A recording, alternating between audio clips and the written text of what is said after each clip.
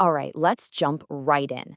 Today, we're going to break down two of the most common terms you see on pretty much any tech spec sheet: RAM and ROM.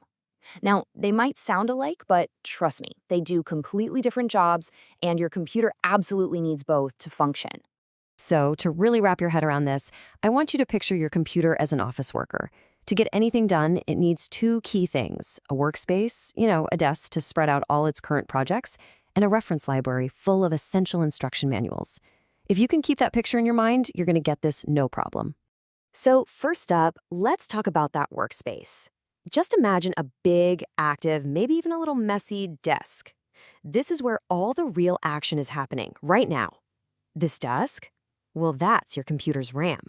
Right, so when you go to open your web browser or edit a photo or fire up a game, your computer grabs that program from its long-term storage and spreads it all out on this desk. This lets the computer's brain, the CPU, work with it instantly with zero delay. It's the short-term memory for everything you're actively doing.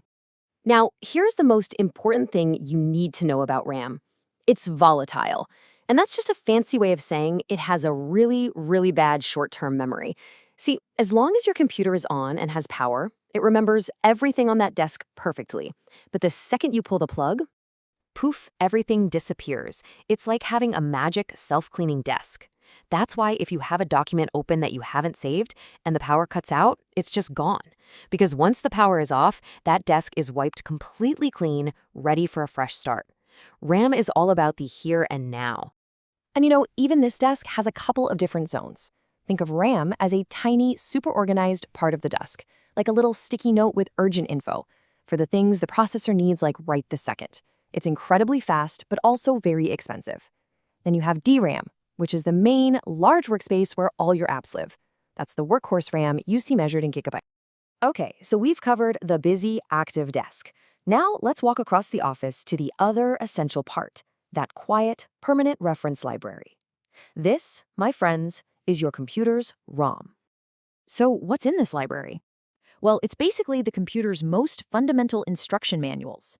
This is the stuff that tells the machine how to be a computer in the first place. This information almost never changes, and it was put there when the computer was built. And here's the big difference. Unlike our forgetful friend RAM, ROM is non-volatile.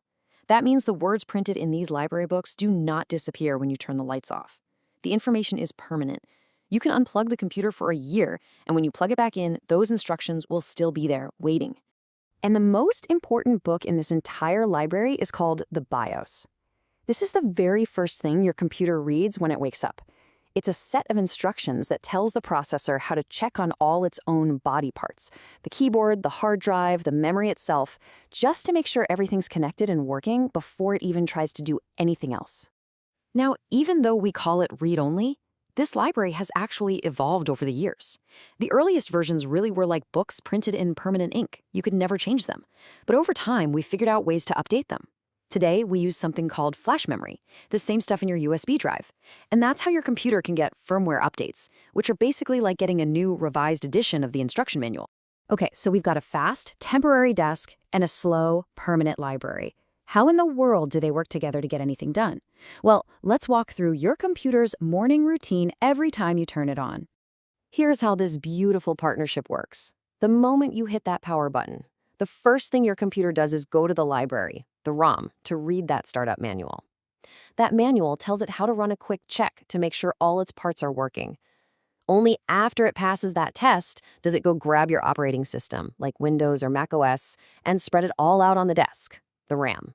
So you see, the library gets the day started, but the desk is where all the real work actually happens. So this is all cool theory, right? But what does it actually mean for you? When you're shopping for a new phone or wondering why your laptop is so slow, why should you even care about the size of your desk or the quality of your library? Well, first, let's talk about size, because the difference is huge. Your library, the ROM, it's tiny. We're talking a few megabytes. It just needs to hold those basic instruction manuals. But your desk, the RAM, that's massive, measured in gigabytes, because you need a ton of workspace for all the multitasking you do. And here is the key takeaway. When someone says that adding more RAM will speed up your computer, what they're really saying is you're getting a bigger desk. See, a small desk gets cluttered really fast, and your computer has to waste time shuffling things around. But with a bigger desk, you can have more apps and browser tabs open at once, and everything just feels way faster and smoother. So let's put it all together. RAM is your desk. It's temporary, it's extremely fast, and it's huge. It's for all your active apps. ROM is your library. It's permanent, it's slower, and it's small. It's just for those crucial startup instructions. See? One is for doing the work, and the other is just for knowing how to start the work. At the end of the day, both are absolutely vital. One literally cannot function without the other. And now, when you look at a tech spec sheet, you're not just going to see a bunch of random numbers. You'll see the blueprint for your digital office, and you'll know exactly what role each part plays in bringing all your favorite technology to life.